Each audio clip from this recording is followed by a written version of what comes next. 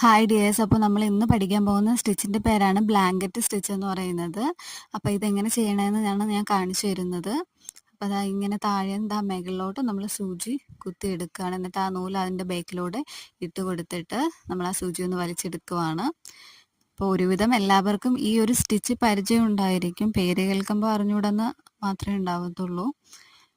അപ്പോൾ നിങ്ങൾ പഠിക്കാൻ താല്പര്യമുള്ളവർ ഇതെല്ലാം ഒന്ന് പഠിച്ച് പ്രാക്ടീസും കൂടെ ചെയ്ത് നോക്കുക. ഞാനിപ്പോൾ കുറച്ച് ഒരു ഭാഗം മാത്രമേ ഇവിടെ ചെയ്തിട്ടുള്ളൂ.